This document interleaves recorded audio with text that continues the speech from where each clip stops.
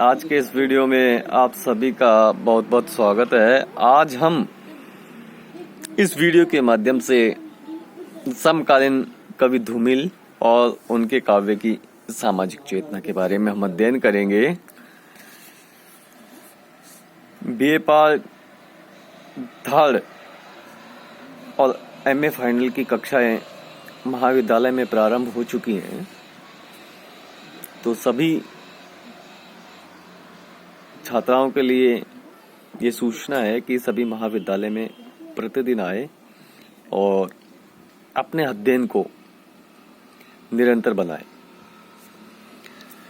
क्योंकि लंबे अरसे के बाद महाविद्यालय में अध्ययन प्रारंभ हुआ है और जितनी भी अवधि शेष बची है उसमें हम निरंतर अध्ययन और अध्यापन करके विषय संबंधित उन सभी समस्याओं का समाधान कर सकें और हम अपने परिणाम को श्रेष्ठ बनाने का पूरा प्रयास करें। इसके लिए निरंतरता और निरंतर अध्ययन और दृढ़ता की आवश्यकता है। तो आज आइए हम देखते हैं समकालीन कवि धूमिल और उनकी कविताओं की सामाजिक चेतना। धूमिल एक ऐसे कवि हैं जिन्होंने अपने देश की आम जनता और उनकी समस्याओं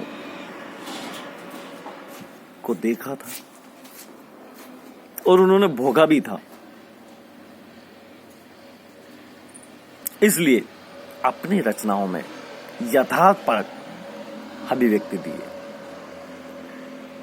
किस तरह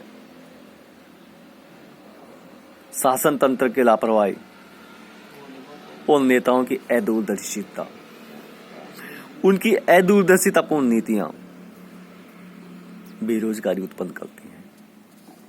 ये बेरोजगारी एक युवा के लिए, एक युवा वर्ग के लिए, एक समाज के लिए कितनी समस्याओं को जन्म देती है, उन्हें हमारे सामने लेकर आती है। इसकी सशक्त अभिव्यक्ति धूमिल ने अपनी कविताओं में की है। उन्होंने लिखा है, वे मेरे देश के हम उम्र नौजवान जिनकी आंखें में रोजगार दफ्तर की नौन छठी ईंटों का अक्ष झिलमिला रहा है। कि हमारे देश के नौजवान है, वो रोजगार कार्यालय के दफ्तरों में प्रतिदिन चक्कर काटते हैं, लेकिन अस्पष्ट नीति, नेताओं की अदूरदर्शिता, लापरवाही की वजह से उन्हें आज तक बेरोजगारी से ही सामना करना पड़ रहा है। इसके साथ साथ धूमिल ने राष्ट्रभाषा को लेकर सशक्त आक्षेप किया है और कहा है, ये जानकर कि तुम्हारी मातृभाषा उस मेहरी की तरह है जो महाजन के साथ रात भर सोने के लिए एक साड़ी पर राजी है। किस प्रकार मातृभाषा की अभिव्यक्ति की है, मातृभाषा की जो उपेक्षा हो रही थी उसको उन्होंने अपनी कविता के माध्यम से अभिव्यक्त किया है। धूमिल ने ऐसी अनेक समस्याओं को हमारे सामने लाया है जिसके कारण युवा वर्ग में असंतोष है और तोड़फोड़ की प्रवृत्ति को अपनाए हुए हैं। युवा वर्ग के हिंसक और विघटनकारी रूप पर उन्होंने आक्षेप किया है और उन्होंने जो ये रुख अख्तियार कर रखा है उसको सामाजिक जीवन के लिए घातक बताया है। और धूमिल ने कहा है, उसने तुम्हारे परिवार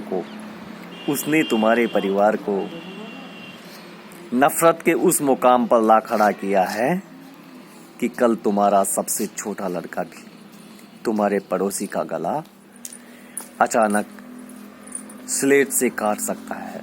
देखिए किस प्रकार धूमिल ने सशक्त व्यक्ति कि आज स्थिति देश की ऐसी हो गई है, आज समाज की स्थिति ऐसी हो गई है कि हर कहीं आक्रोश है, विद्रोह है, हिंसा है, और इस हिंसक वातावरण में युवा वर्ग भटक रहा है।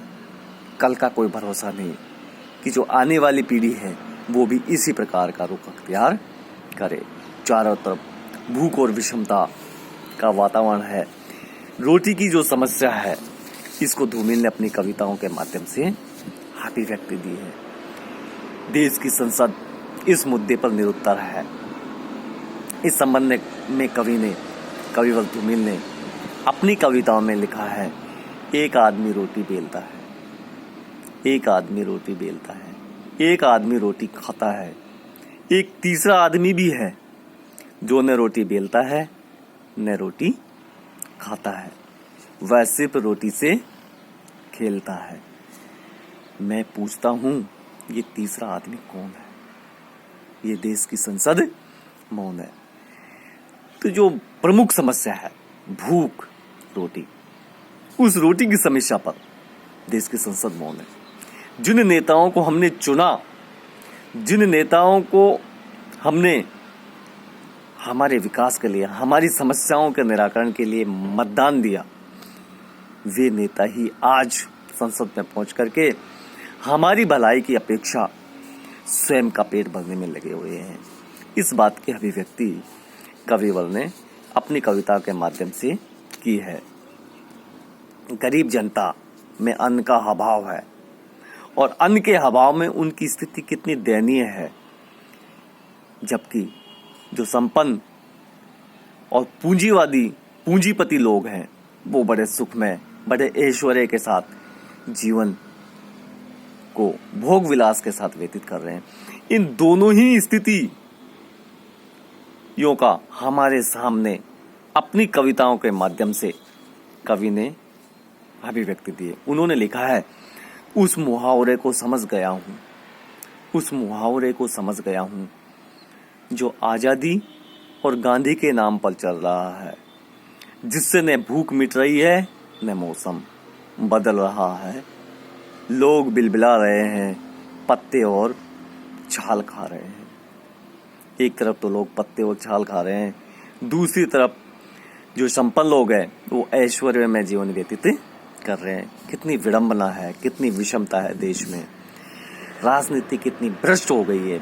उस भ्रष्ट राजनीति पर व्यंग करते हुए धूमिल ने अपनी राजनीतिक चेतना को प्रकट किया है।